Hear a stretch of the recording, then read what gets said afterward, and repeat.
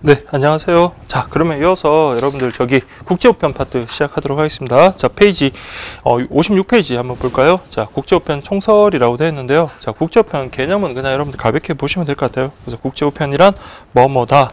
그래서 이번 관련해 가지고 초창기에는 여러분들 어떤 개발 당사국 간의 어떤 조약을 통해서 서로 간에 나라와 나라 사이 어떤 우편 그것을 서로 수신을 했다면 이후에는 어떤 범세계적인 어떤 국제 그 우편 기구가 등장합니다. 그게 바로 만국우편연합 UPU 요걸 창설했다라는 것까지 그렇게 보시면 돼요. 그래서 뭐 우편 수요의 증가, 이용 조건, 취급 방법이 서로 상이함, 다름으로 인해서 오는 불평등을 해소하기 위해서 이런 범세계적인 국제 우편 기구가 등장했다. 그렇게 보시면 되고요. 그다음 56페이지 보시면 국제 우편 기구가 있거든요. 그래서 전 세계를 대상으로 하는 만국우편연합이 있고요. 그 다음에 아시아 태평양 우편연합인데 그것과 관련해서는 여러분들 시험 한 두어 번 정도 기출됐으니까 그 개념, 그 다음에 기구들 있잖아요. 특히 그 상설 기구들 좀 잘 꼼꼼하게 그렇게 보시면 될 것 같아요. 자, 그럼 보세요. 만국우편연합이란 창설, 스위스 베른에서 베른 조약을 채택되고 일반 우편연합이 탄생했다. 그 다음에 나중에 일반 우편연합에서 만국우편연합으로 그 파리 총약에 따라서 이렇게 변경이 됐다. 자, 혹시 모르니까 이런 개념들도 좀 여러분들 확인해 주시기 바라고요. 자, 그래서 이 설립 목적은 여러분들 보시면 충분히 이해되실 겁니다. 그래서 우편물의 자유로운 교환. 그래서 우리가 WTO가 어떤 자유무역을 갖다가 바라는 거라면 역시 마찬가지 만국 우편연합도 자유로운 우편 교환, 그게 이제 목적이겠죠. 다음 두 번째, 공정하고 공통된 표준을 채택하고 그런 기술 이용을 촉진시키는 것. 다음 세 번째, 어떤 협력 상호작용. 네 번째, 기술 협력 증진. 그 다음에 어떤 고객의 변화하는 요구에 부응하기 위한 거다. 그렇게 좀 보시면 되겠습니다. 그 다음에 이제 기간인데요. 기간이 이제 시험에 잘 나오니까 좀 잘 보세요. 자, 보시면 총회는 모든 회원국이 참여하는 거겠죠. 그래서 요거는 최고의 의결 기간이다라는 거. 심의 기간 아니에요. 의결 기간으로서 매년 개최되는 것이 아니라 4년마다 개최된다라는 거. 그래서 전 회원국을 정권 대표로 구성하고, 자, 우리 총회에서 하는 거는 우편의 어떤 기본 발전 방향을 결정한다. 그렇게 보시면 되겠습니다. 그 다음에 자, 4년마다 개최가 되니까 이건 항상 개최되는 게 아니죠. 그래서 이거는 비상설 기간인데, 그러면 만국우편연합의 상설 기간 요 세 가지 있잖아요. 꼭 좀 기억을 하십시오. 그래서 관리이사회, 그래서 우편에 관한 정부 정책 감시 등에 관련된 사안을 담당하는 게 관리. 다음 우편 운영이라는 것은 우편 업무와 관련된 운영적, 상업적, 기술적, 경제적 사안을 담당하는 게 우편 운영이사회. 그 다음에 사무국 이렇게 있습니다. 그래서 지원, 연락, 통보 뭐 이런 것들을 하는 겁니다. 그래서 여기 관리이사회랑 우편 운영이사회, 그 다음 사무국, 국제사무국 있잖아요. 요 기관들의 어떤 하는 일 잘 구분하시고, 요것들은 뭐의 기관이다? UPU, 만국우편연합의 어떤 상설 기관이다, 상설 기구다라는 거 꼭 기억을 하십시오. 그래서 특히 상설 기구는 APPU의 상설 기구랑 잘 구분하셔야 돼요. 그래서 만국우편연합 같은 경우는 기준화폐가 달러가 아닙니다. SDR. 그래서 SDR 좀 체크를 하시고, 공용어도 영어가 아니에요. 자, 기술 대통령은 영어가 아니라 프랑스어다. 다만 국제 만국우편연합의 공용어는 프랑스어지만 업무용 언어로서는 프랑스하고 영어를 함께 사용한다. 다만 이렇게 영어랑 프랑스어가 같이 사용되다 보면 충돌할 수도 있잖아요. 조약의 해석 문제와 관련해서. 그때는 프랑스어, 불어를 우선시한다라는 거 꼭 기억하십시오. 그러나 여러 언어들이 두루 사용되고 있다. 그래서 우리나라 가입됐겠죠. 그래서 우리나라는 일찍 가입했습니다. 1897년 제5차 워싱턴 총회에 참석하여 가입 신청서를 제출하고 1900년 대한제국이라는 국호로 가입을 했다가, 근데 일본이 뭡니까? 조선으로 이렇게 계층을 하고 이제 우리가 독립했죠. 1949년 대한민국 국호로 회원국 자격을 회복했다라는 거 기억을 하시고요. 그다음 북한 역시 1974년에 가입했다. 그래서 북한도 가입되어 있다라는 거 그거 확인하시기 바랍니다. 그다음 우리나라가 1994년 제21차 UPU 총회를 서울에서 개최를 하면서 2012년도에 관리이사회 이사국으로 선출되어 활동하고 있다. 자, 관리이사회에서 그렇게 좀 기억을 하십시오. 우리나라 2012년도에 관리이사회 이사국으로 선출되었다. 꼭 기억하십시오. 그 다음 이제 여기 아시아 태평양 관련되는 지역기구로서 아시아 태평양 우편연합 APPU가 있는데요. 자, 요거는 기억을 하세요. 한국과 필리핀이 공동 제의를 합니다. 공동 제의를 해서 처음에는 4개국으로 시작을 합니다. 그래서 어느 나라? 우리나라, 그 다음에 같이 창설 제안을 했던 필리핀, 그 다음에 태국, 대만 이렇게 좀 보시면 돼요. 그래서 지금은 현재 한 32개국 정도 있다. 그런 수치는 중요한 게 아니고요. 어쨌든 우리나라하고 필리핀이 공동 제의를 했고요. 그 외에 뭐 대만하고 태국이 참여하면서 처음에 4개국으로 창설 회원국으로 시작을 했다. 그렇게 보시면 되겠습니다. 그래서 뭐 목적도 가볍게 보시고요. 그다음 기간에서 총회는 왼쪽에 있는 그 UPU랑 비슷합니다. 연합의 최고 기간, 그다음 매 4년마다 개최되는 비상설 기구 회원의 정권 대표. 그래서 헌장, 총식의 수정, 공동 관심사 이런 것들을 토의하기 위해서 소집된다. 자, 그다음에 이제 잘 구분하실 게 집행이사회라는 게 있어요. 그래서 왼쪽에 UPU 같은 경우는 그 관리사회랑 우편 운영이사회가 있다면 여기는 집행이사회. 이 집행이사회라는 거는 총회가 4년마다 있다 보니까 그 사이에 뭡니까? 그 각국 대표들의 어떤 그 업무를 담당하는 사람들도 바뀔 수 있겠고, 그러다 보니까 어떤 총회와 총회 사이의 어떤 연속성을 보장하기 힘들잖아요. 그래서 매년 1회 개최하는 게 바로 집행이사회다. 그렇게 보시면 되겠습니다. 그 다음에 아시아태평양 우정대학, 역시 태국 방콕에 소재한 우정직원의 훈련을 목적으로 하는 거고요. 사무국 역시 태국의 방콕에 소집하고 뭐 연락, 통보 뭐 그런 거 하는 거는 그 왼쪽에 국제사무국이랑 같습니다. 자, 그렇게 구분하시면서 그 UPU랑 EPPU 그렇게 정리를 하시면 되겠고요. 자, 그 다음 58페이지 보시면 국제우편물의 구분이라고 돼서, 자, 여기도 국내 우편과 마찬가지로 국제우편 역시 통상우편물과 소포우편물 그렇게 구분하시면 됩니다. 그래서 우리나라는, 자, 우리나라 구분 방식 체크를 하세요. 내용물에 따라서 그렇게 구분합니다. 그래서 지금 보는 서장, 우편엽서, 항공서간, 인쇄물, 소형포장물, 그 다음 시각장애인용 점자 우편물, 다음 우편 자료 배달 인쇄물, 요것들은 다 뭐라고요? 통상 우편물로 속합니다. 그 외에 이제 그 소포 우편물이 있는데, 다른 나라 같은 경우는, 자, 우리나라처럼 내용물에 따라서 그렇게 그 통상 우편물, 소포 우편물 구분하는 게 아니라 외국 같은 경우는 취급 속도에 따라서 그렇게 구분한다고 그러네요. 그래서 통상 우편물을 취급 속도에 따라서 우선 취급, 비우선 취급 우편물 이렇게 구분하고, 우리는 종별, 그 내용별에 따라서 아까처럼 서장, 우편엽서, 항공서간 그 외 인쇄물 뭐 그런 종으로 구분한다라는 거 그렇게 보시면 되겠습니다. 그래서 서장, 우편엽서, 항공서간 같은 경우는 서신이죠. 서신. 이렇게 서신하고 그 외에 어떤 의사 전달물 그렇게 구분할 수 있습니다.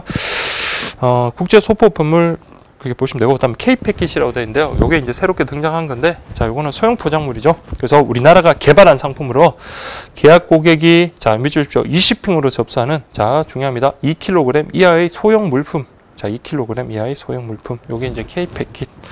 그 다음에 EMS. 그래서 국제 특급 우편인데요. 여기는 서류와 비서류로 그렇게 구분합니다. 서류라는 건 말 그대로 뭐 문서 같은 그런 것들겠죠. 비서류라는 것은 물건 그렇게 보시면 되겠습니다. 그래서 서류는 뭐로 시작한다? EE로 시작하고요. 물건에 대해서는, 비서류에 대해서는 EM으로 시작한다라는 것까지 그렇게 확인하시면 되겠습니다. 그 다음에 제가 2번 보시면 국제통상 우편물 종별 그 세부 내용이라고 그렇게 되는데, 자, 이거는 제가 그냥 양을 좀 줄여보겠다고 그냥 이거 한 표에 그냥 정리를 했는데, 교재상 이렇게 좀 분리가 돼가지고 좀 보기가 그렇긴 한데, 그래도 여러분들 이렇게 한번 확인하십시오. 제일 먼저 이제 순서대로 하고, 그 다음에 각각의 내용들 있잖아요. 그 내용들 특징들 좀 잘 보시고, 특히나 이제 제한 중량, 이거 시험에 한번 나왔던 건데, 그 국제통상 우편물의 그 제한 중량은 각각 다르거든요. 그래서 그거까지 정확하게 정리를 하셔야 됩니다. 다 서장, 그냥 일반적으로 이러면 서신, 그 다음에 뭐 의사 전달물 그렇게 보시면 됩니다. 그래서 2번 보세요. 법규를 위반한 엽서라든지 소형 포장물, 항공서간 및 인쇄물. 그러니까 법규 위반한 이런 것들은, 자, 어디로 온다? 서장으로 갑니다. 서장으로. 그 다음에 세 번째, 멸실성, 생물학적 물질, 방사성 물질이 들어있는 우편물 역시 서장에 포함이 되고요. 서장의 범위가 우리가 단순히 말하는 외국으로 보내는 편지, 그 개념에 한정되지 않고 어떤 법규를 위반한 그 관련되는 통상 우편물도 서장의 범주에 포함이 된다는 거 그거 기억하시고 확인하시면 돼요. 4번도 보시면 수표, 증권, 은행권, 우표, 선한증권, 복권, 기증품이 들어있는 타종의 우편물, 이 경우에도 역시 서장에 포함이 된다. 아시겠죠? 서장의 범위는 넓습니다. 그래서 서장이 포함되는 거 돼가지고 2번부터 4번까지 잘 기억하시고요. 제한 중량은 2kg까지다 보시면 되고요. 다음 우편 엽서 관련해 가지고는, 자, 요거는 기출됐던 거 하나 있죠. 그래서 기본서에도 기출 문제를 하나 수록을 해놨었는데, 그것과 관련해서는 한번 확인하시면, 역시 마찬가지입니다. 우편 엽서 그 요건이 있는데, 그 요건을 위반해버리면 어디로 간다? 서장으로 취급을 하는 겁니다. 그래서 관제 엽서, 사제 엽서로 구분되는데, 사제 엽서 같은 경우 기억하셔야 돼요. 우편 요금 표시 증표를 인쇄할 수 없다. 그럼 역으로 생각하면 관제 엽서는 인쇄할 수 있는 거죠. 우편 요금 표시. 그렇게 인쇄할 수 있다. 그다음 3번. 자, 사제든 관제든 있잖아요. 앞면 위쪽에 포스트 카드라든지 까르테 포스텔이라는 이런 표시가 있어야지 된다라는 것까지 그렇게 기억을 하십시오. 자, 요거는 우편 엽서 그렇게 보시고요. 그다음 항공 서간. 자, 이렇게 한 장으로 돼가지고 이렇게 딱 접힐 수 있는 그런 겁니다. 그래서 1번 보면 세계 모든 지역에서 공통된 단일 요금 기억을 하십시오. 그래서 항공서간은 지역에 따라 어떤 차등 요금이 적용되는 게 아니라 공통된 단일 요금이 적용된다. 그래서 2번 보시면 한 매의 종이를 접어서 편지지와 봉투까지 겸한 그런 형태 아시겠죠? 이렇게 한 면 접어가지고 봉투하고 편지지까지 같이 겸하는 그런 게 바로 항공서간이고요. 그다음에 역시 간제, 사제 그렇게 구분됩니다. 정부에서 발행한 간제사관, 그다음에 그 지방 우정청장이 승인한 후에 민간에서 제조를 한 어떤 사제 항공서간이라고 그렇게 되어 있네요. 그래서 그 정도 보세요. 가로하고 세로 요거는 정사각형 되면 안 됩니다. 가로 세로의 비율이 1.4배 이상은 돼야 되고요. 특히 중요한 게 무게 가장 작습니다. 5g 이내요. 5g 이내. 아까 우리 섯장 같은 경우는 2kg까지였다면 요거는 5g 이내다라는 거 그렇게 보시면 되겠습니다. 그래서 색깔은 바탕은 연청색, 전면 가장자리는 적색하고 청색. 어떤 의미인지 알겠죠? 적색하고 청색이 이렇게 표시가 되어 있는 거예요. 그 다음 네 번째 보시면 인쇄물 보시면 인쇄물이라는 것은 허용된 물건이나 일반적으로 인쇄에 사용되는 재료 등의 2부 이상, 그래서 복사물이 2부 이상 이렇게 된 걸 우리가 인쇄물이라고 이렇게 봅니다. 그래서 인쇄물 같은 경우는 무게 제한이 좀 늘어나요. 그래서 여기는 5kg까지입니다. 근데 중요한 거는 인쇄물의 요건에는 부합하지 않지만 인쇄물로 취급하는 것들이 있거든요. 그러면 인쇄물로 취급되면 최대 몇 kg까지? 5kg까지 우리가 발송할 수 있다는 거예요. 그래서 3번 보시면 5kg까지 무게 제한이 있고요. 4번 인쇄물의 요건은 아니지만 인쇄물로 취급하는 것 돼서 대표적인 게 뭐 학생들의 성적 증명서라든지 채점 답안, 그 다음에 소설, 신문, 원고 이런 것들은 그렇죠. 이런 거는 복사된 2매 이상은 아니지만 뭘로 보겠다? 인쇄물로 보겠다. 기억을 하시고요. 그 다음 소형 포장물. 이건 국내 통상 우편물하고도 마찬가지 같은 개념이네요. 소형 포장물. 그래서 부피가 작은 거. 근데 여기서는 국제 우편물은 뭐다? 자, 잘 보셔야 돼요. 내용품이 524,700원. 즉 우리가 UPU의 합계 단위가 SDR이라 했잖아요. 그래서 300 SDR 이하면은 자, 우리 CN22를 붙이고요. 300 SDR을 초과하는 경우 CN23 요걸 붙인다. 그렇게 보시면 되고요. 2번 현실적이고 개인적인 통신문 성격의 서류 동봉은 가능하다. 자, 여기 밑줄이 안 거든요. 이게 아주 중요합니다. 그래서 현실적이고 개인적인 통신문 성격의 서류 동봉 가능하다. 이게 소포품이라고 구분되거든요. 그래서 통상 우편물 같은 경우 이게 가능하다는 거 좀 기억을 하시고, 다음에 내부에 뭐 송장 첨부가 가능하다. 그다음에 이것도 역시 2kg까지 서장이랑 같네요. 그다음 시각 장애인용 점자 우편물. 자, 요거의 가장 큰 특징은 뭐냐면 항공 요금은 부과를 하지만 나머지는 다 면제가 되고, 그다음에 이게 최대 중량이 가장 큽니다. 자, 보세요. 점자로 된 섰장이나 점자 기호를 가진 할자판을 그 내용으로 하는 우편물을 말한다. 그래서 공인된 시각장애인 기관에서 발송되는 시각장애인 전용의 녹음물, 특수종이까지 포함합니다. 자, 보세요. 이때는 녹음물, 특수종이 여기까지도 시각장애인용 점자 우편물에 포함이 된다. 이거 기억하시고 3번 중요하죠. 항공 부가요금을 제외한 모든 요금은 면제가 되고요. 4번 시사적이고 개인적인 통신문 성질의 서류 동봉은 금지된다. 이게 아까 소형 포장물하고 구분됩니다. 소형 포장물에는 현실적이고 개인적인 통신문 성격의 서류 동봉이 가능하다고 했지만 소포품물이나 아니면 그 시각장애인 점자 우편물 같은 경우는 이런 개인적인 어떤 서류 동봉 안 됩니다. 그 다음에 Literature for the Blind라는 이런 표시를 부착하고요. 그 다음 중량 제한 중요하죠. 자, 7kg까지 가능하다라는 것이 그렇게 보시면 됩니다. 다음 우편 자료 배달 인쇄물 M백이라고 해서 동일 일이 동일 수신에게 한꺼번에 다량으로 여러 개를 갖다 보낼 때 이 한 개 또는 그 이상을 우편 자료를 활용한다. 그래서 우편 자료 제한 중량. 물론 우편 자료가 제한 중량이 가장 많기는 많겠죠. 왜냐하면 우편 자료가 여러 개 있을 수 있으니까. 다만 그래서 10kg에서 30kg 단위. 다만 요거는 보세요. 우편 자료 내 각 우편물의 중량은 2kg 이하라는 그런 제한이 있습니다. 그래서 2kg 이하다. 그래서 특수 취급도 가능하다. 다만 등기를 취급하지 않는 국가에는 우편 자료 배달 못하겠죠. 그래서 당연한 거고요. 그 다음에 4번 우편 자료에 담긴 인쇄물의 각 묶음에도 수취인의 주소를 표시하자. 그래서 자료 하나하나마다 수취인의 주소를 표시한다라는 거 기억을 하시고요. 그 다음에 5번 보시면 수취인의 모든 정보가 기재되는 주소 기표지는 직사각형 모양으로 충분히 경관, 천, 튼 이런 걸 통해서 단단하게 부착해라. 단단하게 통관, 해부 대행 수수료 4,000원. 자, 이런 수수료 같은 부분은 나중에 우리 공부 나면 그렇게 다시 정리하시면 됩니다. 자, 그 다음 M 표시한다 정도 확인하시고요. 자, 그 다음 여기까지가 여러분들 저기 국제 통상 우편물이고요. 그 다음 이제 물건이 국제 소포 우편물 한번 볼게요. 자, 보시면 역시 마찬가지로 서장, 통화 이외 물건을 포장한 우편물을 우리가 국제 소포 우편물이다. 그래서 통상적이고 개인적인 통신물 성격 이런 거 동봉 금지.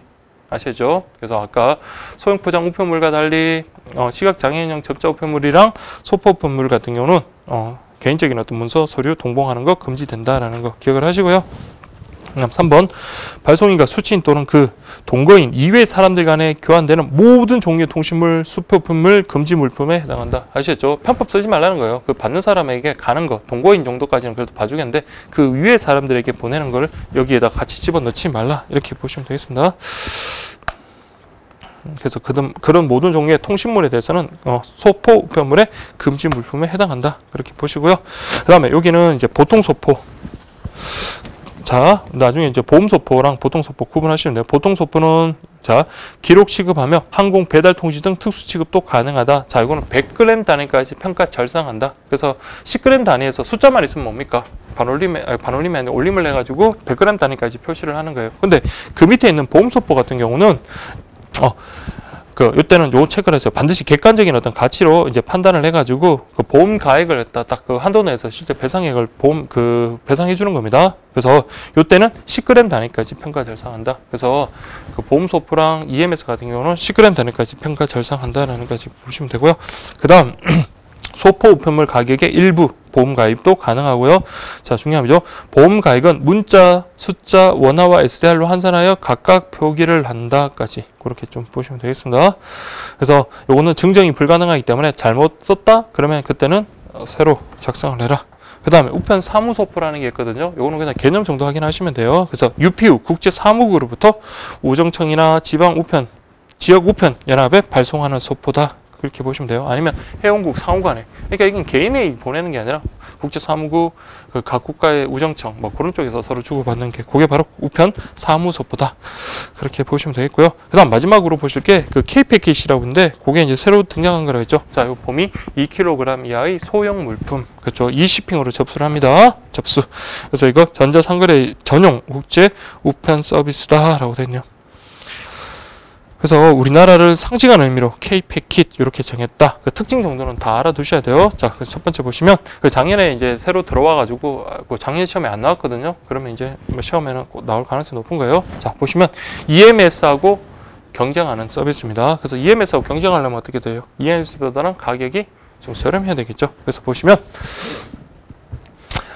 EMS와 같은 경쟁 서비스며 고객 맞춤형 국제우편 서비스로서 소형 포장물의 배송 기간은 7에서 14일임에 비해 그 7일에서 10일이다. 그러면 일반적인 소형 포장물보다는 배송 기간은 짧고 요금은 그렇죠.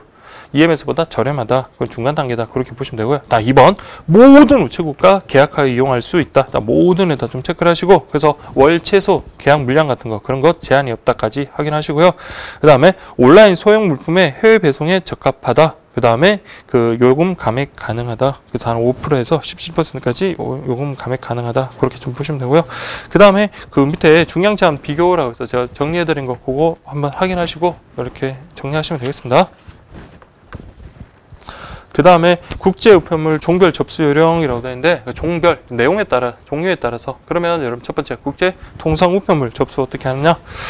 첫 번째 보시면 접수 중지 중인 국가를 중지물 국가인지 한번 확인하고 그 다음에 항공은 또는 선편 고무인 날인데 자 이거 보세요. 봉투 가장자리에 자 색깔이 있는 줄이 있다. 그러면 이건 뭐만 항공 우편물의 하나에서만 사용할 수 있다라는 거 꼭 기억하십시오. 선편은 안 됩니다. 자, 그렇게 내용들 확인하시면 돼요. 여기는 뭐 특별한 문제는 없고요. 그래서 그렇게 확인하시고 다음에 접수 요령 볼게요. 서장, 우편 엽서, 인쇄물 접수 그것과 관련해서 내용 쭉 보시면 될 것 같아요. 그래서 서장이나 우편 엽서, 인쇄물 같은 경우는 자 일반적으로 뭡니까? 무게. 아까 제한이 있으니까 무게 확인. 그다음 수취인 주소 제대로 썼는지. 그다음 요금 뭐 받았으면 거기다 좀 붙이고 날인하고 뭐 그런 정도입니다. 그다음에 우편 자료 배달. 그 관련해서 N백 있잖아요. 자, 이거 중요합니다. N백이라는 것은 아까 어디에 분류됐죠? 통상 우편물에 분류됐어요. 그래서 접수할 때 하나의 통상 우편물로 접수한다, 취급한다. 기억을 하시고요. 다음에 이거 등기 취급도 역시 가능하다. 다음에 3번 원칙은 국제 우편 자료에 우편물을 넣도록 한다. 그렇죠. 이거는 외국으로 보내는 거니까. 근데 예외적으로 국제 우편물 자료가 없다. 그러면 접수를 거절하는 게 아니라 뭡니까? 그때는 일단 국내 우편 자료에다가 활용을 하고 나중에 이제 그 국제 우편 물류센터에서 국제 우편 자료로 다시 묶을 수 있다라는 것까지 그렇게 정리하시면 되겠습니다. 다음 4번 보시면 주소 기재용 꼬리표를 작성해서 한 장은 우편물에 붙이고 한 장은 우편 자료목에 붙인다. 무슨 말인지 알겠죠? 우편물 안에다 붙이고 그다음에 자료목에다가 그렇게 꼬리표를 작성해서 붙여라. 그 다음에 5번 요금은 우표 또는 우편 요금 인형 중지를 주소 기재용 꼬리표 뒷면 또는 우편물 표면에다 붙인다. 자, 그러면 검사 요금이라는 거, 요금표라는 건 아까 우리가 꼬리표라는 거 두 장을 작성한다 했잖아요. 그 어느 쪽에 붙여도 된다 이 말이에요. 그래서 꼬리표 뒷면이나 그러니까 주소 기재용 꼬리표 뒷면이나 아니면 우편물 표면 거기다가 붙일 수 있다. 그 다음에 자 기억하십시오. 요거는 CN22 그렇게 구분하시면 됩니다. 그래서 아까 우리 CN22, 23 구분했듯이 우편 자료 배달, 자 이거는 22다. 역시 4,000원의 통관 대행 수수료는 나중에 정리하시면 되고요. 다 N백이니까 N 표시한다까지 보시면 됩니다. 그다음 3번 보시면 소형 포장물이라고 되네요. 소형 포장물 역시 세관신고서 CN22 그렇게 보시면 돼요. 단 물품 가액이 52만 4,700원. 자, 요거 SDR 아까 300 했죠. 300을 초과할 때는 뭐다? CN23을 부착한다. 그렇게 보시면 되겠고요. 다음 시각장애인용 점자 우편물 같은 경우는 표시 아까 다 봤습니다. Literature for Blind라고 표시를 하고요. 항공 부가요금에 해당하는 요금은 내야 됩니다. 그 외 요금은 다 면제되고요. 그래서 등기로 접수할 때는 등기료는 무료가 된다. 그래서 등기 접수 가능하다는 것까지 기억을 하셔야 돼요. 이때는 항공 부가요금만 내기 때문에 등기, 부가취급 수수료 관련해서는 무료다. 그렇게 정리하시면 되고요. 그 다음 항공서간이라고 해가지고 자 에어그램이라고 그렇게 외부에 표시를 하고 등기 취급 역시 가능하다는 것까지 꼭 기억하십시오. 기출됐던 거고요. 그 다음에 자 중요합니다. 우표 위에 물품은 붙이지도 못하고 어떠한 것도 넣어서는 안 된다. 이렇게 보시면 돼요. 그래서 그 항공서간과 관련해서는 자 요게 가장 뭡니까? 무게가 가장 제한 중에 작은 거 있잖아요. 그래서 아까 5g 이내로 가장 작은 건데 그 안에 뭐 편법으로 뭐 다른 걸 집어넣거나 그러면 안 됩니다. 자, 그다음 64페이지 보시면 국제 소포 우편물이라고 되어 있거든요.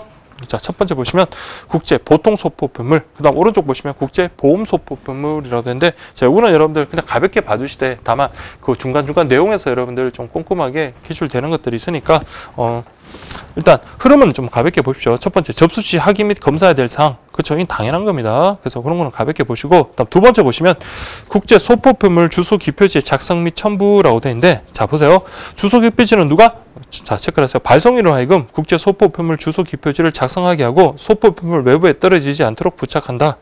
다음 2번 보시면 국제 소포 우편물 주소 기표지에는 도착 국가에서 필요한 서식이 포함되어 있으므로 자 보세요. 이러한 서식을 반드시 작성해야 한다. 이러면 틀려요. 별도로 작성할 필요 없다라는 거. 그래서 꼭 기억을 하십시오. 그래서 국제 소포 우편물 주소 기표지에서 자 요거는 서식 작성할 필요 없다라는 거. 다만 발송인이 필요하다고 인정하는 경우에는 우리나라와 도착 국가의 통관 수속이 필요한 모든 서류를 첨부할 수는 있다 정도 확인하시고요.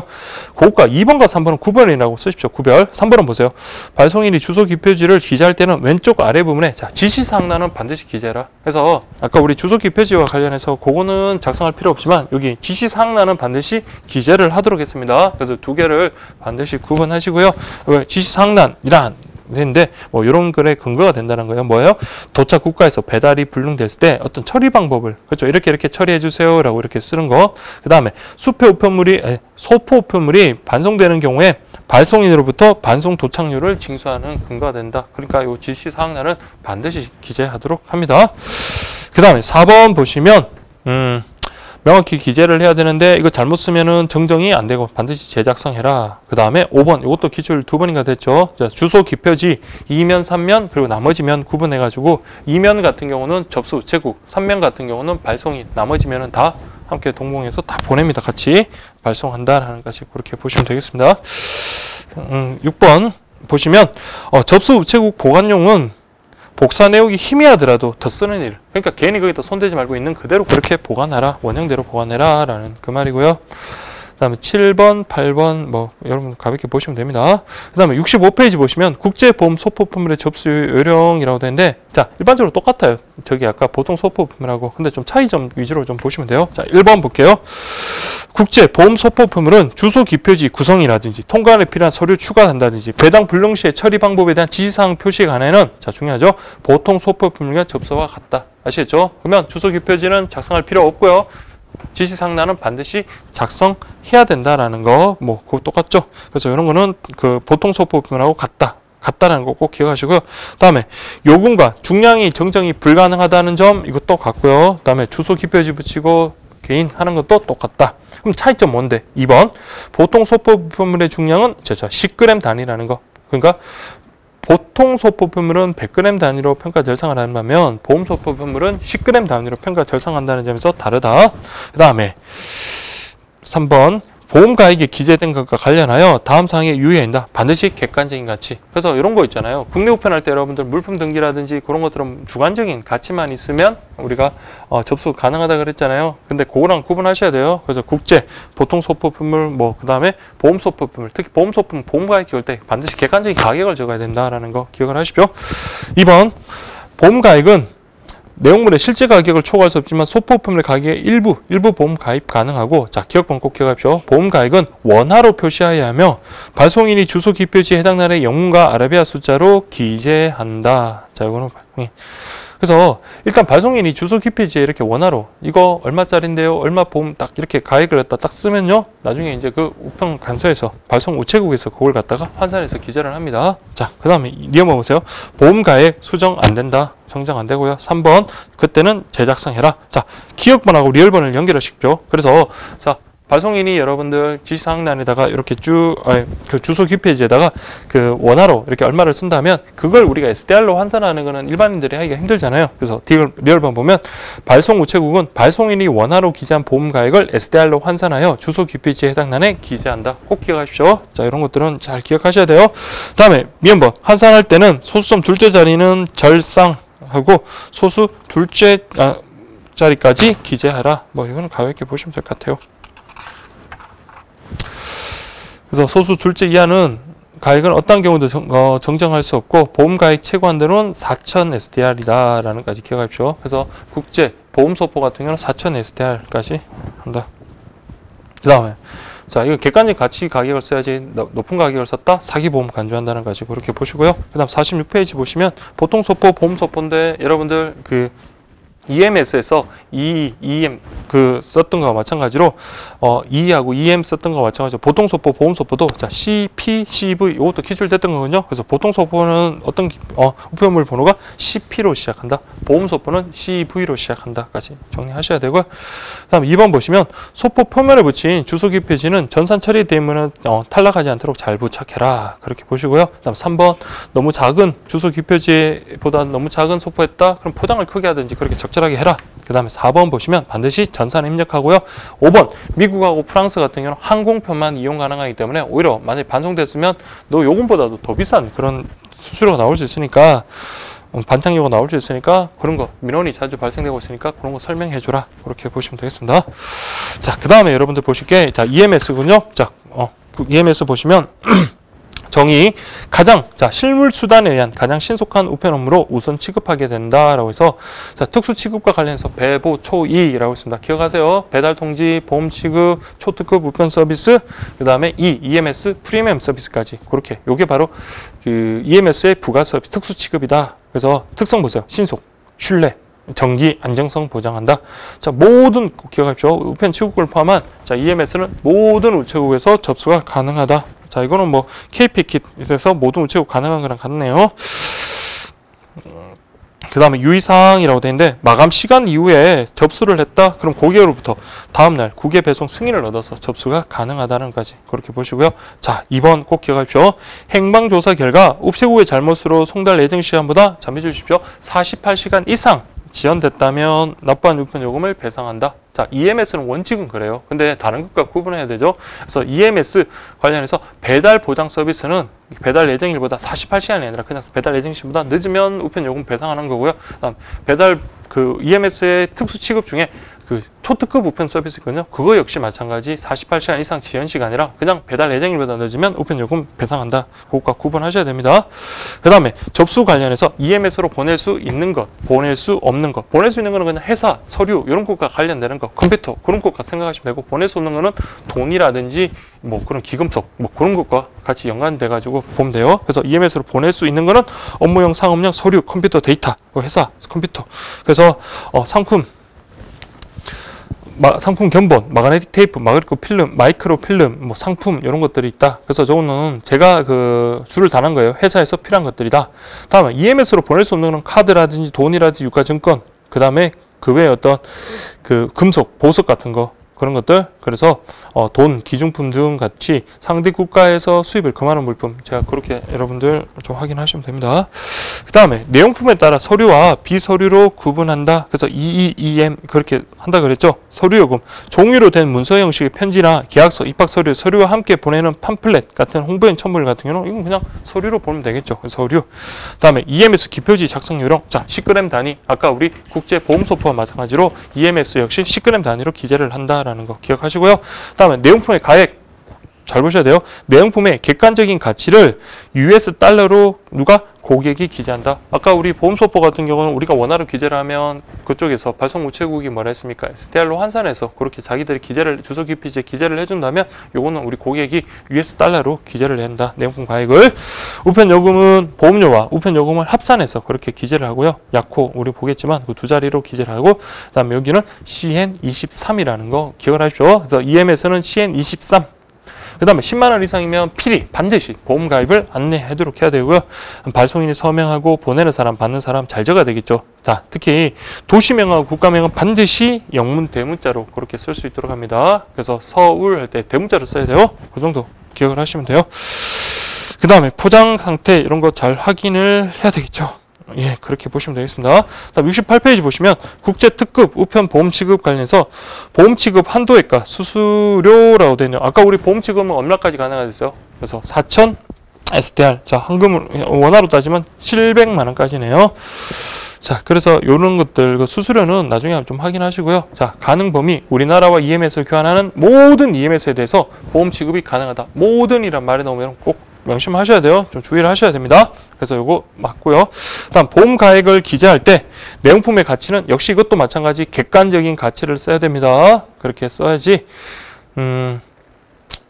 이거 내용품의 가액을 초과해서 쓰면 아까 우리 사기보험으로 간주된다 그랬잖아요. 다음에 내용품의 가액은 주소 기피지 보험 가액에 땡땡땡 원으로 기재하고 보험 취급 수수료는 별도 기재 없이, 그렇죠. 보험 취급 수수료 역시 요금에 합산해서 그렇게 기재를 하면 되는 겁니다.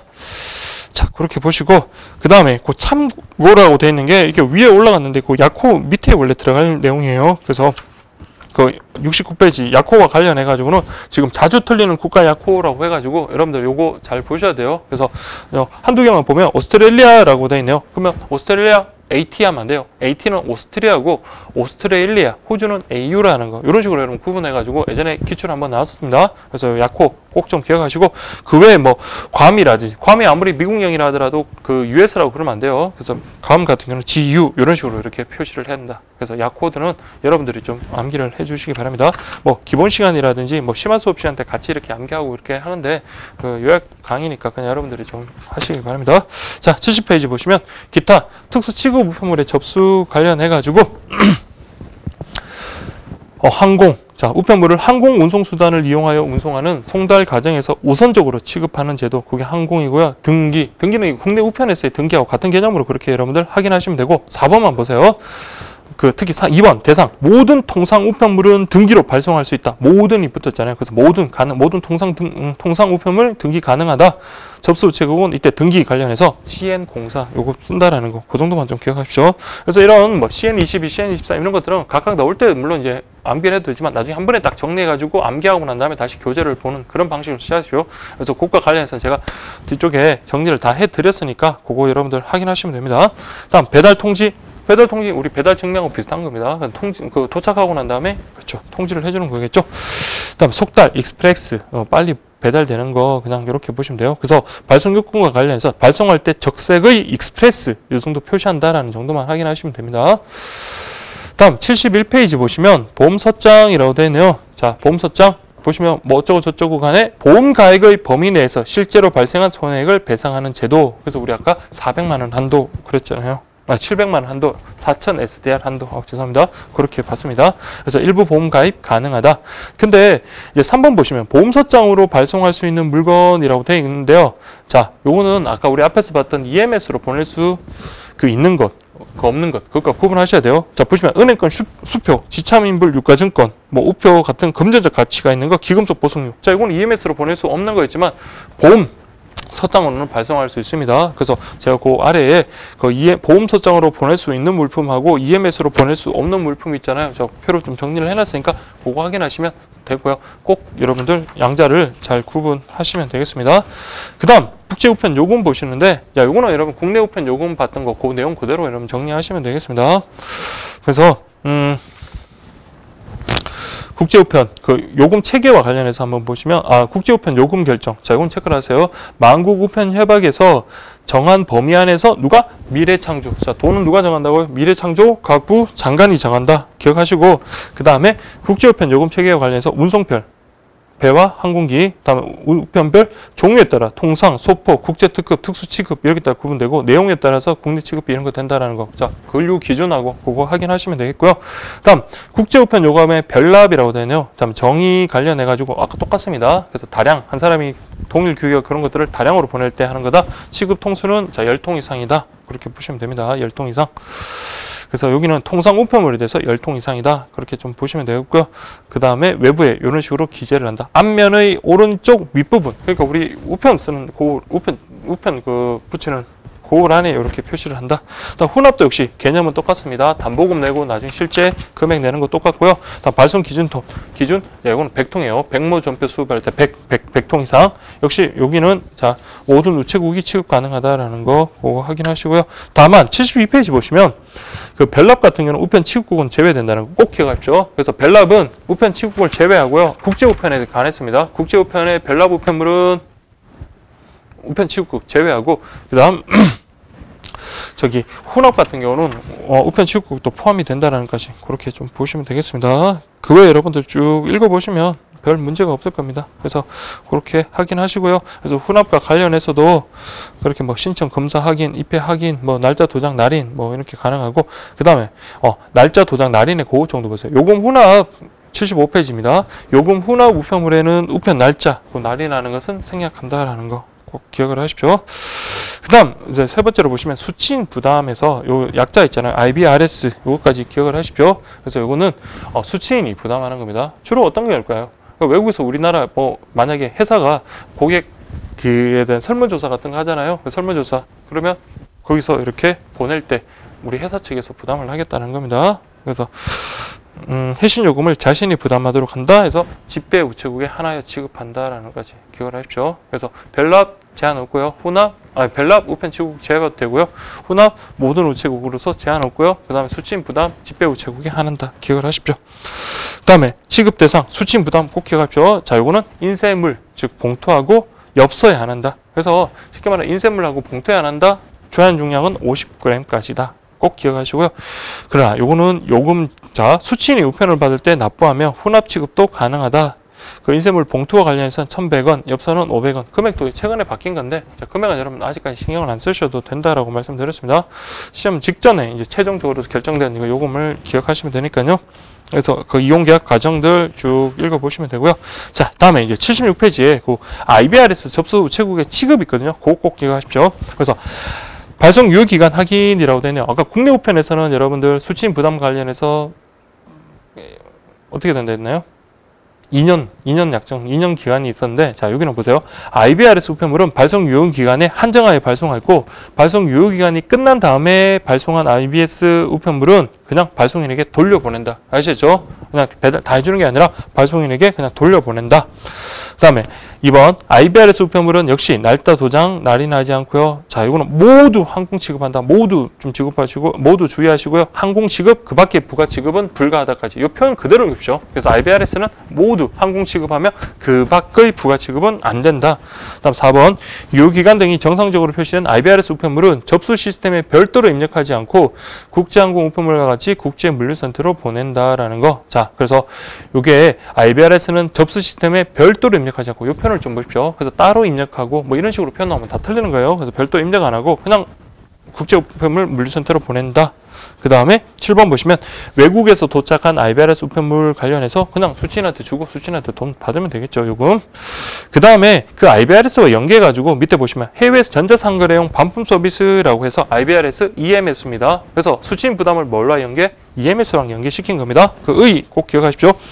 인터넷 쇼핑몰 등을 이용하는 온라인 해외 거래 물량 증가에 따라 늘어나는 반품 요구를 충족시키기 위해서 기존의 우편 요금 수취인 부담 제도를 활용하여 반품을 수월하게 하는 제도다. 아시겠죠? 그래서 물건을 샀는데 외국에서 물건을 샀어요. 근데 견본이랑 다르고 마음에 안 들고 불량품이다. 그러면 그걸 보내야 되겠죠. 그때 보내면 그 보낼 때 그 요금은 누가? 그렇죠. 그 판매업자들, 그 사람들이 지급한다. 그래서 수취인 부담한다. 그렇게 보시면 돼요. 그래서 취급 우체국과 발송 가능 국가라고 되어 있는데요. 취급 우체국, 계약 국제 특급 이용 우체국, 즉 집배국에 한정한다. 자, 요거는 지금 현재 시행되어 있는 거는 일본에만 한정됩니다. 일본 기억하시고요. 그 다음에 취급 대상 우편물은 자, IBRS, EMS이기 때문에 EMS에 한정된다. 그렇게 보시면 돼요. 다만 최대 무게 좀 기억하십시오. 원래 그 국내 특급은 30kg고 국제 특급 같은 경우는 이보다 더 무겁거든요. 그렇지만 요거는 최대 2kg 이렇게 좀 확인하시고 규격은 EMS 똑같다. 그래서 3번 구매자가 반품을 요청할 경우 반품 서비스 이용 계약을 체결한 판매자는 전자적인 방법으로 아래 서식인 반품 서비스 라벨을 구매자에게 전송한다. 어떤 의미인지 아시겠죠? 그래서 만약 물건을 샀어요. 마음에 안 들어요. 반품을 해야 되겠다. 그럼 우편 요금을 본인이 안 내고 뭡니까? 수취인에게 부담시키려면 자, 전자적인 방법으로 반품 서비스 라벨을 자, 우리 그 물건 산 사람한테 보냅니다. 그럼 그거 출력해가지고 붙이면 되는 겁니다. 그 다음에 EMS 우편물로 취급하고 역시 그 밖의 부가 취급은 할 수 없다. 아까 우리 IBRS는 모두 항공 취급하며 그 밖의 부가 취급할 수 없다. 그거랑 여러분들 확인하시면 되겠습니다. 요금 관련해서 이렇게 쭉 보시고 IBRS, EMS, 혼합 취급 다 가능하고요. 다음 통당 10,000원. 그러니까 비싸네요. 그래서 한 통당 10,000원이다. 이것도 가볍게 보시고요. 그 다음 여러분들 국제 반신 우편권이라고 해서 자, 일단 개요의 누가 발행한다고요? 저희는 UPU 국제사무국에서 발행하고 각 회원국에서 판매하는 겁니다.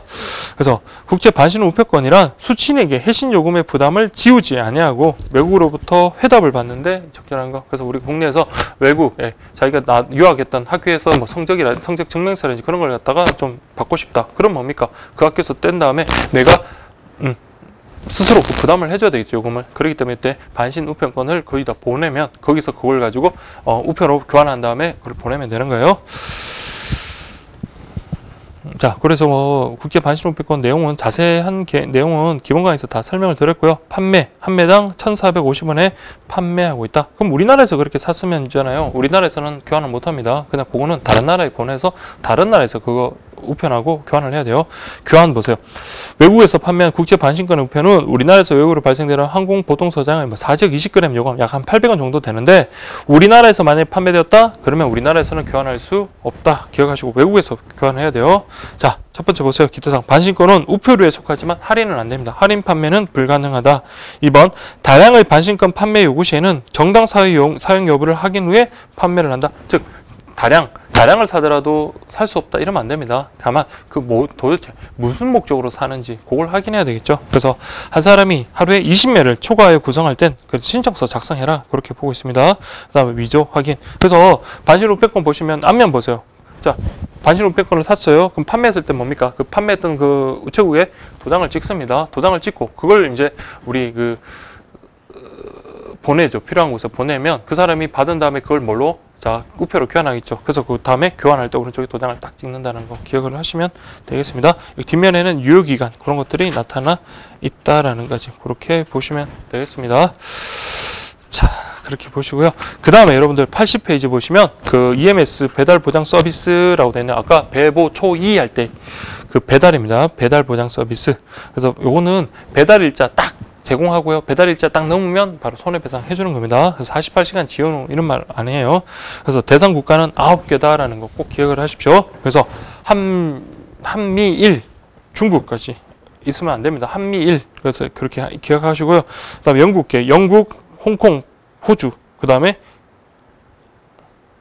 스페인, 프랑스, 태국. 그래서 과거엔 중국이 있었거든요. 그래서 중국은 지금 삭제됐어요. 중국이 삭제되고, 그 다음에 싱가포르도 대국으로 수정돼서 지금 현재는 9개국이다라는 거지. 그래서 EMS 배달 보장 서비스 이렇게 보시면 돼요.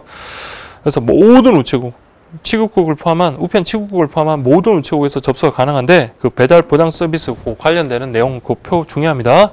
그래서 대상 지역 배달 보장 가능 우정청 간 공동 시행해서 어떤 서비스를 제공하고 있는데 프로그램을 하겠죠. 딱 산정을 하고 난 다음에 자, 구분해야 돼요. 보시면 서울 지역에서 접수할 때 우정청별 주요 도시에 대한 송달 기준 산정의 기본 원칙은 자, 아시아 지역은 접수한 날로부터 2일 이내 배달 보장을 한다. 그 외 뭐 미국이라든지 호주라든지 유럽은 접수한 다음에 3일 이내 배달 보장한다라는 거 그렇게 보시면 되겠습니다.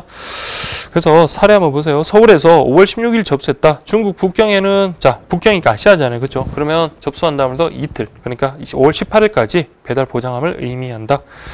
자, 그 다음에 책임 우정청의 책임 배상이라는데 단 고객의 행방조사 손해배상 청구 시에 조사 후 배상한다. 그래서 가만히 있으면 배상 절대 안 해줍니다. 손해배상을 위해서는 행방조사를 청구하고 난 다음에 손해배상 넘어갈 수가 있어요.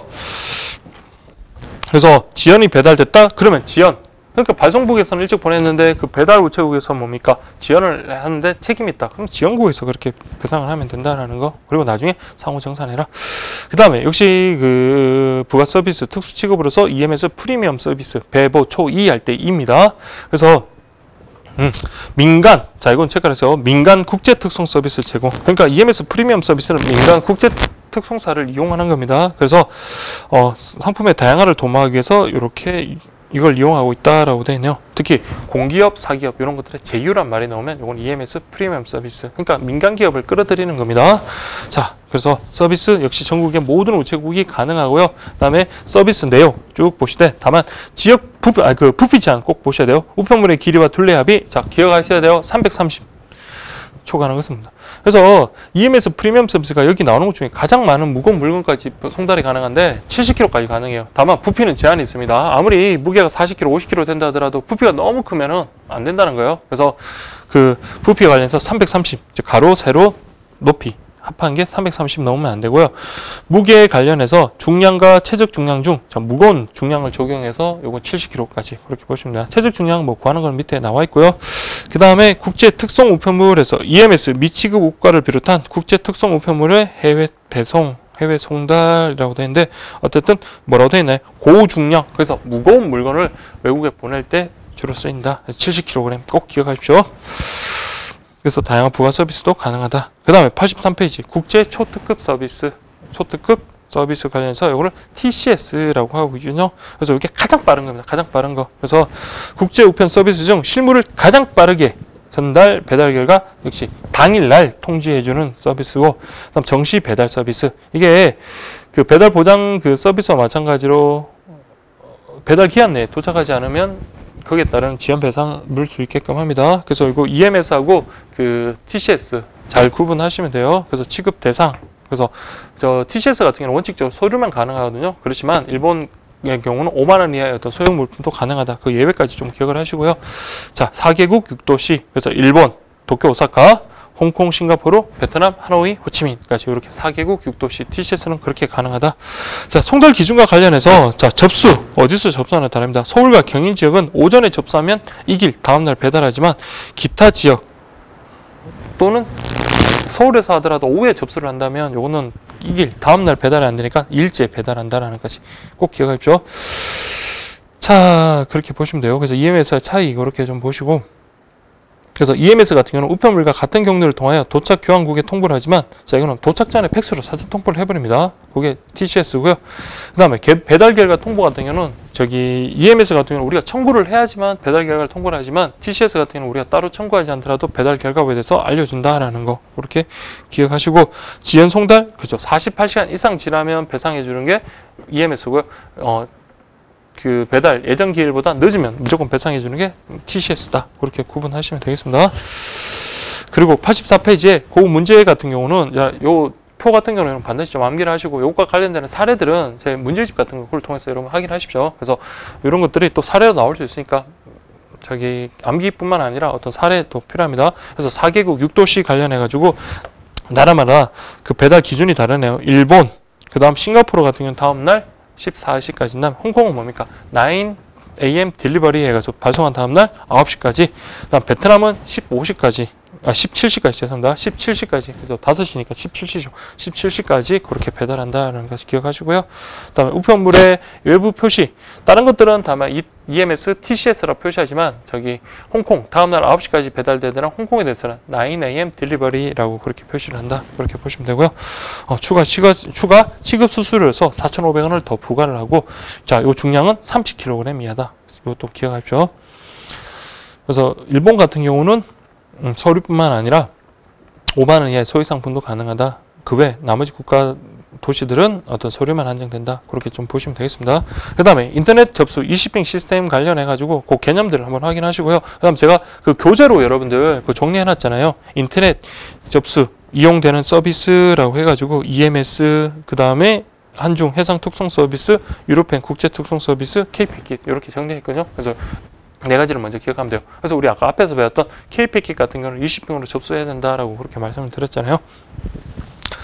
그래서 개념 보세요. EMS 이용 고객이 인터넷 우체국 계약 고객 서비스 계약 고객 시스템에서 접수에 필요한 정보를 입력하고 입력된 정보에 따라 EMS 운송장을 프린트로 출력해서 EMS 우편물을 접수하는 시스템. 이게 바로 이시핑입니다. 그래서 뭐 종류에는 창구 접수, 개인 고객 방문 접수 그런 게 있다 정도 확인하시고요.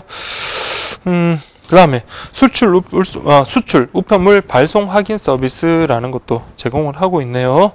그래서 이렇게 쭉 보시면 돼요. 근데 마지막에 보시면 대상 우편물과 관련해서 발송일이 사전에 세간에 수출 신고를 하여 수리된 물품이 들어있는 우편물로 수리일로부터, 그러니까 우리가 신청을 했는데 그쪽에서 수리했는데 30일 이내에 우리가 선적을 해야 돼요. 근데 수리 접수만 받고 청구를 한 다음에 수리를 했음에도 불구하고 30일이 지났다. 그러면은 뭐다? 요거 취소될 수 있어요. 그래서 기일 내에 선적이나 기적을 하지 않은 경우 가태료 부과와 수출 신고 수리가 취소된다. 그렇게 좀 보시면 돼요. 또한 이게 전산 시스템에 이게 등록이 안 됐으면 나중에 환급도 안 된다. 이렇게 보시면 되겠습니다. 그 다음에 85페이지 아래 보시면 한중, 그러니까 중국하고 한국이 해상 배로서 이렇게 서로 물건을 보내는 겁니다. 그래서 항공기 대신 선박을 이용하여 EMS보다 최대 70%, 그러니까 절반 가격보다 더 싸게 그렇게 중국으로 물건을 보낼 수 있는 거라서 특히 전자상거래 관련해서 활발하게 운영이 되고 있습니다. 그래서 여러분들 86페이지 보시면 계약 고객 전용 역시 마찬가지 이시핑 이용하는 거고요. 그 다음에 요거는 한국과 중국, 인천항과 중국의 위해항, 요게 전기 선박 편을 활용합니다. 그래서 이거 특히 50위안 미만일 때는 면세까지 돼요. 면세 혜택이 있고요. 그 다음에 만약에 이게 왜 그러냐면 지금은 전자상거래 그 중국에다가 보세 창고를 갖다 이렇게 설치를 하고 그 다음에 그걸 관리하기 위해서 비용 부담이 들 수 있잖아요. 그런 기업들한테는 우리나라 기업들한테는 이걸 이용하면 상당히 좋습니다. 주문받고 그냥 배로 그냥 보내면 되니까 굳이 중국에 따로 그 전자제품 쌓아두는 그런 창고 같은 거 설치할 필요가 없는 거잖아요. 자, 그렇게 보시고 그 다음에 여러분들 유로펜 국제 특송 서비스라고 되어 있는데, 자, 이거는 유럽 시장에서 한국 제품의 수출 경쟁력을 높이기 위해서 EMS보다 저렴한, 그 정도만 체크를 합시오. EMS보다 저렴한 유로펜 국제 특송 서비스다라고 되어 있고, 역시 이시핑. 그 다음에 배송 경로는 어디까지? 프랑스까지 항공기로 운송하고 그 다음부터 이렇게 유럽 전역으로 이렇게 쭉 배달하는 겁니다. 그 외에 그 종추적 정보 제공 손해배상, 이거는 EMS와 같다 정도 확인하시면 되겠습니다. 자, 그렇게 보시고요. 그 다음에 국제특급 우편요금 감액제도, 자, 요건데, 요건 크게 두 가지가 있습니다. 계약 국제특급 우편요금 감액하고 수시 국제특급 우편요금 감액, 그렇게 있어요. 그래서 계약을 맺고 난 다음에, 자, 다량으로 이렇게 국제우편을 보냈다. 그럼 그만큼 감액해 주겠다라는 그 말입니다. 자, 그럼 보세요. 2번 계약 국제특급 우편의 이용 조건에서 대상 요건으로서는 월 50만 원 이상의 EMS 우편물을 발송하는 이용자로서 그 감액 요건하고 퍼센트지, 이것도 여러분 나중에 암기를 해야 돼요. 자, 제가 수업 시간에 요건 설명을 해드리겠습니다. 그래서 요거 50만 원에서 150만 원까지, 자, 이런 식으로 나면 4%부터 쭉 해가지고 나중에 2억 원을 초과했다? 그러면 18%까지. 근데 만약에 자, 단서도 보세요. 단 18% 이상 감액률은 해당 지방우정청장 승인 후에 적용된다. 그러니까 18%보다 더 많은 감액률도 가능하다는 거고요. 그 구간별로 나눠가지고 암기하셔야 됩니다. 어려운 거 아니에요. 작년에도 다 암기하고 들어가셨어요. 자, 요금의 정산 방법 역시 증납, 훈납 다 가능합니다. 증납, 훈납 다 가능하고요. 그 다음에 계약 해지. 자, 1개월 전에 서면으로 나 이거 이제 계약 해지하겠습니다. 가능합니다. 다만 이제는 이런 이용자가 아니라 우편 관세도 이용 계약 해지가 가능해요. 특히 보세요. 만국우편연합 규정에 따른 금지 물품을 발송했다. 그럼 역시 해지 가능할 거고, 자, 1개월 이상 체납했다. 자, 2개월이 아니에요. 1개월이에요. 1개월 이상 체납하고 기타 계약 내용 위반할 땐 우편 관세에서 어떤 사용 계약을 해지할 수 있다라는 거. 자, 그래서 요금 감액 제도 이거 해지할 수 있고요. 그다음에 수식 국제 특급 우편 요금 감액 이거는 여러분들 똑같습니다. 다만 아까 계약 국제 특급 우편 요금 감액과 다르게 계약을 갖다 맺지 않았던 거예요. 그래서 계약을 맺지 않았다. 그래서 요것만 잘 보시면 1회 이용 금액이 1회 이용 금액이 30만 원 이상일 때 적용한다라는 거 그렇게 보시면 돼요. 그래서 30만 원에서 50만 원까지면 몇 퍼센트? 3%. 그다음 50만 원 이상부터는 그대로 아까 계약 국제 특급 그대로 적용시키면 되는 겁니다. 그것만 기억하시면 돼요. 그래서 3번 감액 조건, 요건 및 감액 범위 보시면 30만 원 초과 50만 원까지는 감액률이 3%고요. 50만 원 이상이면 초과되면 계약 국제 특급 우편 감액률을 그대로 따른다라는 거 그렇게 계산하시면 돼요. 나중에 요 사례 문제도 여러분 확인 한번 하시고 문제 좀 푸시면 되겠습니다. 그래서 제가 좀 사례 문제 여러 개를 좀 만들어 놨으니까 그거 확인하시기 바라고요. 다음 특별 감액. 자, 이것도 다 암기하셔야 돼요. 특히나 그 사례 문제에서 그런 거 있잖아요. 계약 국제 특급 우편을 이용하는 자가 또 뭐 다른 별도의 어떤 뭐 장기 이용으로서 장기 이용자다. 그럼 뭡니까? 그러면 그 금액에 따르는 요금에다가 특별 감액 그 관련해서 추가로 적용될 수 있거든요. 그래서 총 얼마만큼 몇 퍼센트만큼 요금 감액이 적용되나 그 정도까지 여러분들이 할 수 있도록 해야 됩니다. 그래서 장기 이용 꼼꼼히 보셔야 돼요. 계약 기간이 1년을 초과. 그 다음에 계약 이용 금액이 600만 원 이상인 경우에 자 1% 요금 감액이 되는데 이때는 요금 감액을 추가적으로 적용할 수 있다라는 까지 그렇게 기억하시면 되겠습니다. 그다음에 이때는 1년이 아니라 3년 그 다음에 1억 원 이상. 그래서 아까는 1년 초과 600만 원 이상 1%, 그 다음에 3년 초과 그 다음 계약 기한 이용 금액이 1억 원 이상. 그러니까 직전에 많이 이용을 했던 거예요. 그래서 장기적으로 그리고 금액도 많이 이용한 사람한테는 이번에 할 때는 어떻게 해요? 추가로 이렇게 1%, 2% 감액해주겠다. 이렇게 보시면 되고요. 그 다음에 접수 비용 절감과 관련해서 자 20핑으로 접수를 했다. 그렇죠. 그때는 4%. 그 다음에 20핑으로 어떤 뭐 번호 같은 거, 수출 신고 번호 그런 것들을 접수했다. 이때는 1%. 이렇게 보시면 되겠습니다. 그 다음에 정부 정책에 부응한다. 그래서 전자상거래 플랫폼을 통해 고객의 주문을 받은 상품을 발송하는 업체에 대해서 3%. 이것도 역시 추가적으로 적용 가능하다. 그 다음에 이용 활성화라고 해서 요거는 그냥 우정사업본부장이 정한 요건에 그냥 부합하면 되는 거. 그냥 0.5에서 50%. 그때그때만 다르니까 이거는 안 보셔도 되고요. 그다음에 환적 프로세스 관련해 가지고 우편 관세 계약으로 그러니까 환적 프로세스를 갖다가 이용한다. 다만 요때는 러시아는 제외되고요. 요때는 2%의 어떤 특별 감액 요건이 있습니다. 그래서 특별 감액과 관련해서도 퍼센트지 꼭 기억하시고요. 계약 국제 특급 우편 요금하고 뭐 수식 국제 특급 우편 요금하고도 그 요금에 따른 감액률 이 정도는 그래도 좀 여러분들 암기하실 수 있고 노력할 수 있거든요. 그래서 그 정도는 하셔야 됩니다. 그렇게 정리를 하시고 그렇게 들어가시면 되겠습니다. 자, 그러면 일단 여기까지 하도록 하겠습니다. 네.